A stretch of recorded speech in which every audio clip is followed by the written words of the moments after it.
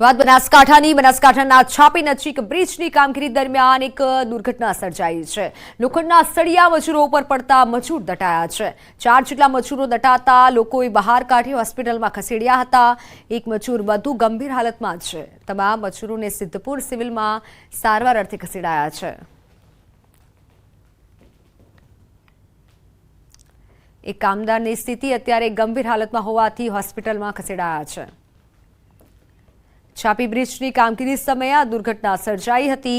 લોખંડના સળિયા કામદારો પર પડ્યા અને જેના કારણે કામદારો ઇજાગ્રસ્ત થયા છે। એક કામદારની ગંભીર હાલતમાં સ્થિતિ હોવાથી તેઓને હોસ્પિટલમાં ખસેડવામાં આવ્યા છે। તમામ લોકોને બહાર કાઢવામાં આવ્યા છે। ફોનલાઈન પર સંવાદદાતા કિશોર જોડાઈ ચૂક્યા છે। કિશોર, આ ઘટના કઈ રીતે બની?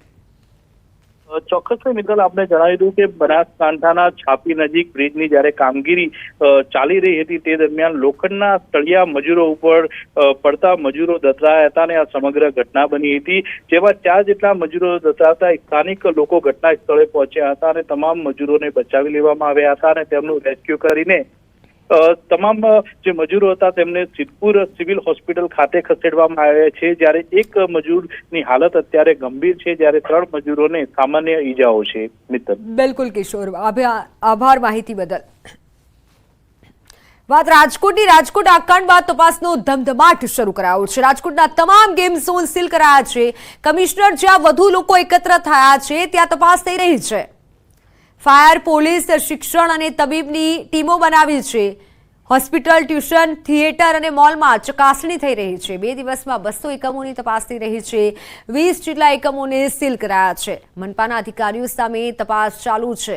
તેમનો રિપોર્ટ આવ્યા બાદ મનપા કાર્યવાહી કરશે।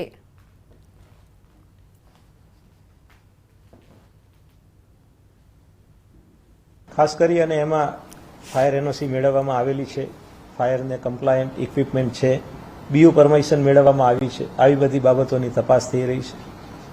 ગઈકાલે અને આ 2 દિવસની અંદર લગભગ 40 જેટલા એકમોને સીલ કરવામાં આવ્યા છે। 200 જેટલાથી વધારે એકમોની તપાસણી કરવામાં આવી છે અને આજે પણ સવારથી આ તપાસણીની ઝુંબેશ ચાલુ છે। તપાસ થઈ રહી છે અને સરકાર દ્વારા ઉચ્ચ સ્તરીય જે સમિતિની રચના થઈ છે તેઓ દ્વારા પણ તપાસ થઈ રહી છે। તપાસણીના સમયગાળા દરમિયાન પોલીસ દ્વારા 4 થી 5 અધિકારીઓની અટકાયત કરવામાં આવી છે। એની સામે જે ફોજદારી કાર્યવાહી કરવાની થશે, પણ જ્યાં સુધી મહાનગરપાલિકાને લાગે વળગે છે ત્યાં સુધી એમની સામે શિસ્ત અને અપીલ મુજબની કાર્યવાહી કરવાની થાય। એ જ્યારે રિપોર્ટ અમારી પાસે આવશે, ઉચ્ચ સ્તરીય કમિટીનો પણ રિપોર્ટ આવશે અને જે ક્રાઇમ બ્રાન્ચ તપાસ કરી રહી છે, એસીબી પણ તપાસ કરી રહી છે, એનો પણ જ્યારે અમારી પાસે રિપોર્ટ આવશે ત્યારે રિપોર્ટને ધ્યાને લઈ અને જરૂર મહાનગરપાલિકા આગળની કાર્યવાહી કરશે। તો રાજકોટ આકાંડ બાદ અમદાવાદમાં શિક્ષણ વિભાગે કાર્યવાહી તેજ કરી છે। રાજકોટ આકાંડ બાદ તપાસ તેજ કરવામાં આવી છે। રોજની 50થી વધુ અમદાવાદ ગ્રામ્યની શાળાઓમાં ફાયરની સુવિધાની તપાસ કરાઈ રહી છે। અમદાવાદ શહેર અને ગ્રામ્ય મળી 10 જેટલી શાળાઓ નિયમોનું ઉલ્લંઘન કરતી હોવાનું પણ ધ્યાને આવ્યું હતું। ક્યાંક ફાયર એનઓસી ન હતી તો ક્યાંક પતરાના શેડમાં સ્કૂલ ચાલતી હોવાનું ખુલ્યું છે। જોકે 1 જૂન પહેલા રિપોર્ટ આપવા શિક્ષણ વિભાગે સૂચના આપી છે।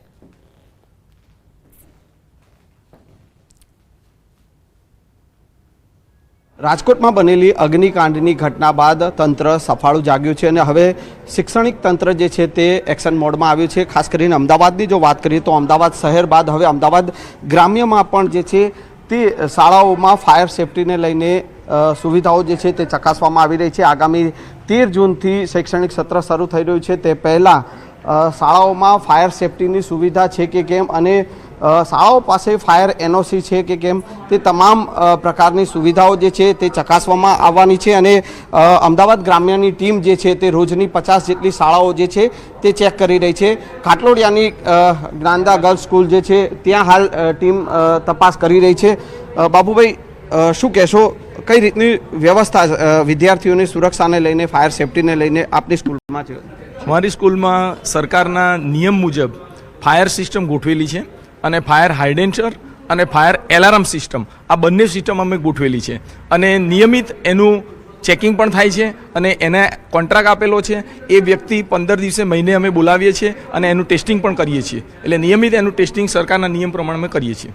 તો જે છે અત્યારે તમામ શાળાઓમાં આ પ્રકારે ચેકિંગ કરવામાં આવી રહ્યું છે. ફાયર સેફટી અને ફાયર એનઓસીની વ્યવસ્થા જે છે તે ચકાસવામાં આવી રહી છે. અમદાવાદ શહેર સહિતની ગ્રામ્ય સહિતની જે 10 જેટલી એવી સ્કૂલો પણ સામે આવી છે કે જેને નિયમોનું ક્યાંક ને ક્યાંક ઉલ્લંઘન કરી રહી છે, તો તેમને નોટિસ પણ પાઠવવામાં આવી છે.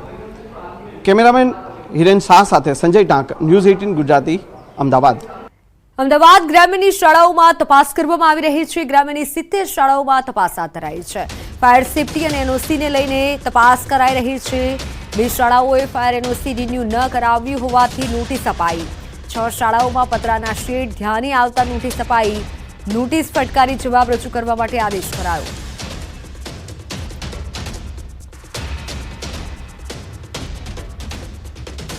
એમાં જો ફાયર એનઓસીની વાત કરીએ તો ફાયર એનઓસી તો લગભગ તમામ શાળાઓ પાસે ઉપલબ્ધ છે.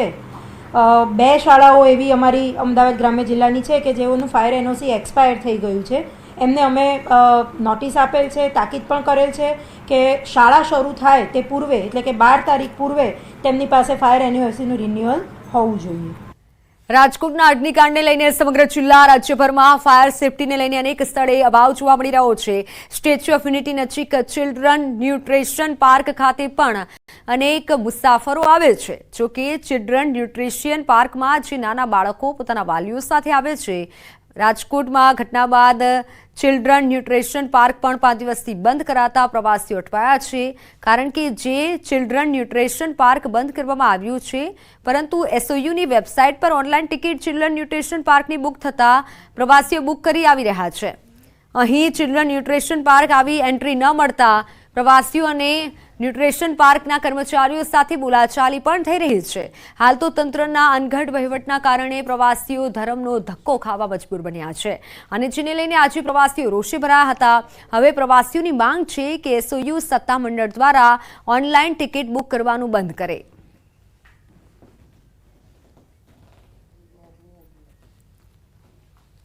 ऑनलाइन टिकट बुक हो गया. तो आपने कब करवाया था? मॉर्निंग को कराया था. मॉर्निंग को मॉर्निंग को क्या क्या परेशानी आ रही है यहाँ पे आके? कुछ नहीं, बस बच्चे लोग को लेके जाना था तो थोड़ा डिसअपॉइंटमेंट हो गया है. बिकॉज न्यूट्रिशन पार्क थोड़ा जो देखना था वो थोड़ा डिसअपॉइंटमेंट हो गया है.